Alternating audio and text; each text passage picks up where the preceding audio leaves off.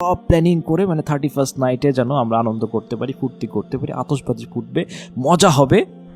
আমাদের গাজায় আমাদের ভাই বোনদের বাড়িতে প্রতিদিন এরকম মজা হচ্ছে, প্রতিদিন এরকম তাদের বাড়ির উপরে আতশবাজি, বড় বড় বোমা, ওগুলো দেখেন না? ফটকা ফুটানো যদি খুব মজা লাগে, ওগুলো দেখেন কিভাবে বোম পড়ে বাড়িঘর ধ্বংস হয়ে যায়, দেখেন, মজা নেন। আর আমরা 31st নিয়ে পড়ে আছি। আমাদের সেন্সটা কোথায় গিয়েছে? মানে একটু বোঝার চেষ্টা করেন যে আপনি যে সংস্কৃতি ফলো করছেন ওইটার হিস্ট্রি তো জানেন। 31st নিয়ে দুইটা মতবাদ আছে, আমি অনলাইনে ঘাটাঘাটি করতে গিয়ে দুইটা মতবাদ জানতে পেরেছিলাম।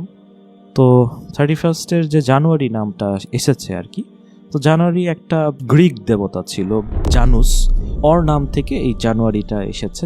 বিভিন্ন ব্লগে আছে, অনলাইনের ভিতরে পাওয়া যায়। এবং তারা এটাকে এই জন্য পালন করে যে জানুস এমন একটা দেবতা, এটা গড অফ দ্য বিগিনিং মনে করতো তারা, মনে করতো এটা শুরুর দেবতা, শেষের দেবতা, ভবিষ্যৎ। এই ছবিটা এরকম ছিল, 3 দিকে মুখ থাকতো বা 4 দিকে মুখ থাকতো, সবই দেখতে পেত, অতীত, বর্তমান, ভবিষ্যৎ সবই দেখতে পেত, এরকম একটা নাউজুবিল্লাহ একটা ক্যারেক্টার। তো এই জন্য যে জানুসের পূজা করা, যে বছর শেষ, নতুন বছর আসবে, একটু পূজা মানে এরকম তার মানে ভালো যেন যায় ওই বছর, এই জন্য তারা একটু সেলিব্রেশন করতো, এই একটা মতবাদ। দ্বিতীয়ত যে মতবাদটা, এটা 1700 না 1800 সালের দিকে এরকম কিছু খ্রিস্টানদের এরকম ধারণা আর কি, কিছু খ্রিস্টানদের এটা মনে করে যে ঈসা আলাইহিস সালাম তার জন্মের 7 দিন পরে বা 8 দিন পরে এরকম খাতনা হয়েছিল আর কি, এবং ওইটার জন্য তারা হয়তো ওই সময় কোনো সেলিব্রেশন করে, এটা তাদের ধারণা।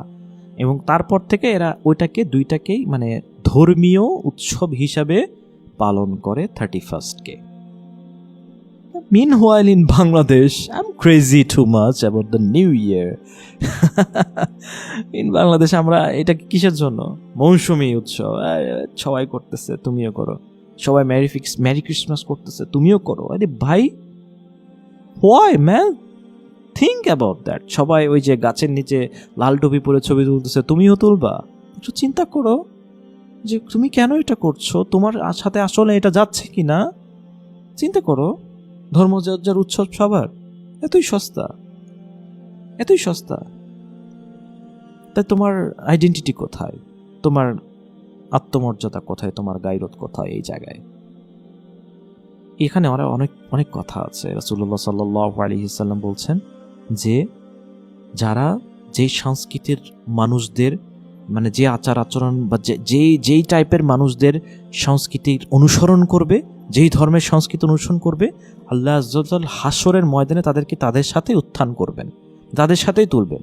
ইউ আর মুসলিম, তুমি সব কিছু তুমি জানো, তুমি তারপরও তুমি ওদের সাথেই ওদের মতাদর্শ অনুসরণ করছো, ওদের কৃষ্টি কালচার অনুসরণ করছো, তাহলে তোমাদের তো স্থান হবে তাদের সাথেই হাসরের ময়দানে, তাদের সাথে তো তোমাদের স্থান হবে।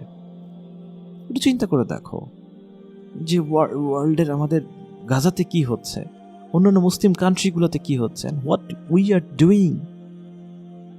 আমরা একটা বিধর্মীদের কালচারকে একদম নিজেদের করে নিচ্ছি, এতটাই মানে আমাদের ব্রেইন এতটাই সস্তা হয়ে গেছে যে যা দিচ্ছে আমি ওটাতেই ডুবে যাচ্ছি, যখন যেই ট্রেন্ড চলতেছে আমি ওটাতেই ডুবে যাচ্ছি। আমি এত সস্তা কেন, মানে আমি এত সস্তা কেন?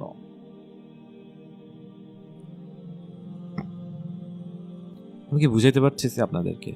না, আমরা এত সস্তা কেন, এত সস্তা কেন? আমরা যখন যা পাচ্ছি সেটার ভিতরে লাফালাফি করছি, যখন যেটা শুনতেছি সেটা নিয়েই একদম বলাবলি শুরু করে দিচ্ছি।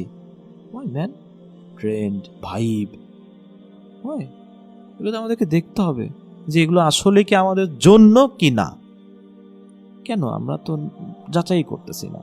যে কোষ্ঠী পাথর যে আমরা বলছি যে আমরা মুসলমান, যাচাই করতেছি না।